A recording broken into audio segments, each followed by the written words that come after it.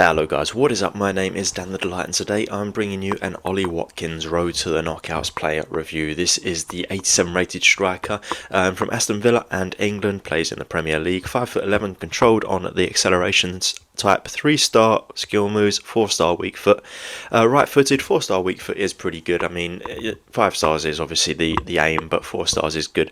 87 pace, 87 shooting, the real standouts there. 85 physical and 83 dribbling are pretty good as well.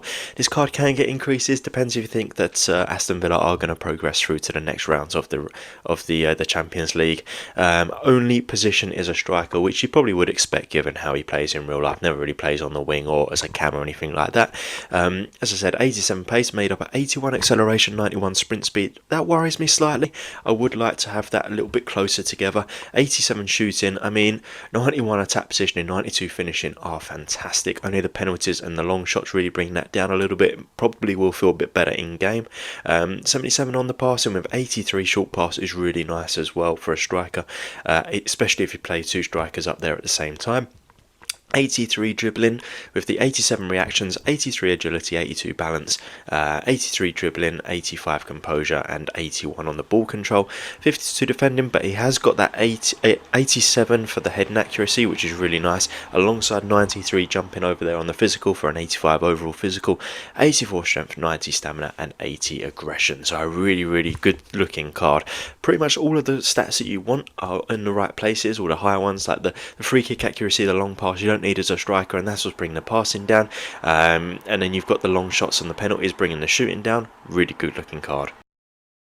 Alright, so we've got Watkins here. There he is, as you can see, on the ball straight away, and unlucky. Oblak, very good goalkeeper, always difficult to get past, so can't really blame him, although it was kind of straight at him. I know that the actual angle wasn't that great because it was very close to the actual goalkeeper, using his strength there and finishes in it off straight away. I mean, his finishing is really good on the card, so you would expect him to be finishing shots like that. 87 finishing, 87 pace, really solid. Look at that, just beats his man using his strength, and gets away from the defender and puts it into the back of the net. That is exactly what Ollie Watkins was all about for me. He just beats defenders, uses his strength, and then puts the ball in the back of the net. Left foot, right foot, it didn't really matter.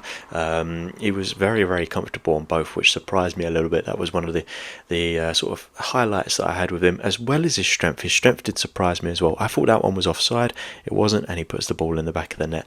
And he was a goal scoring machine. He was exactly what you want, a perfect Premier League striker for this point in the game. I know he's fairly expensive to be able to do, but my goodness, it was worth it. Look at that, just tackles the defender in the box and then slots it into the back of the net, and he's just always playing off that defender there, kind of like what Jamie Vardy used to do in real life for Leicester, and it just makes the goals look effortless. Like that one just looked like a pass into the back of the net, but the amount of power that he was able to get onto that was just insane. Yeah, there's just not really anything bad that I can say about this card. It is probably the best striker that I've used, albeit I haven't used many. Obviously the game's very new, haven't used that many strikers, but I would say that this Ollie Watkins card up there with the Julian Alvarez road to the knockout card as well, but this Ollie Watkins card was a menace. And here's the last clip that we're going to see. Let's get back into the actual in-game stats and I'll give my overall verdict on whether I think this Ollie Watkins card is worth picking up or should just maybe stick to his gold card. Alright, so I played a few more games with Ollie Watkins as well after that one. What a player he proved to be. Really solid finishing. 87 pace probably felt about right. I did notice sometimes that he didn't burst away from defenders like you might want him to, but when he's already running, really good. Good for through balls if he's already on the move. 87 pace feels about right. 87 shooting also I'd say feels about right. His shooting was really solid. He was finishing a lot of goals. You saw him score quite a few goals there for me. Really nice. So I'm going to leave the 87 finishing as is as well. 77 passing feels a little bit low. I think that his passing was a bit better than that. I think because his short passing is 83, it did make it feel better because that will be the one that you use most as a striker. How many times are you going to be crossing or using the long passes or something like that? So and I didn't take any free kicks with him, so I'm going to increase that pass passing up to an 80, which is really, really good for a striker. 83 dribbling feels a bit harsh, to be honest. I think 83, it can definitely come up to an 85. His dribbling felt good, especially in the tight areas. I think because his agility and balance are pretty good, and that just made his whole overall dribbling feel a bit better. Yeah, we'll bring that up to an 85. Defending at 52, I didn't have any heading opportunities with him. It's not really my play style to have someone in the box to go for headers. He's quite short. I know he's got really good jumping and heading accuracy, so he probably will get on the end of crosses if you are more of a crosser than what I am. But I can't touch the defending, and I can't touch the heading accuracy either because I didn't have any opportunities to try that out. Physical at 85.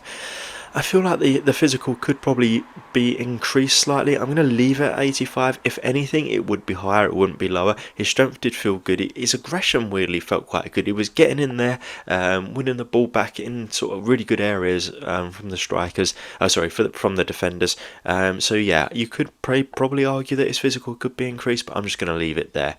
So all in all, a really, really good striker. About 100k I think he's going for at the time that I'm recording this, which isn't a huge amount, but at this point in the game it is still quite a chunk, and I don't know if Aston Villa are going to qualify through to the next rounds. I know they got a win in their first game, but they have got some tough games coming up. Bayern Munich next, so it's hard to know if this card is going to get any upgrades. I mean, a very, very solid card as he is at the moment, but will he be worth 100k in, say, a month's time? It will be hard to tell when there's new cards coming out. So I think he is great if you're a Villa fan or you're building an England team. He is definitely a player that I would want in my squad, but for me, I'm not going to use him. I think the price is just a little bit higher. I think there's better options for around the same sort of price. So hopefully you did like the video. If you did, please do give it a thumbs up, hit the subscribe button for more videos like this. There will be a link in the description down below full of FC24 player reviews. FC25 we're on now, player reviews.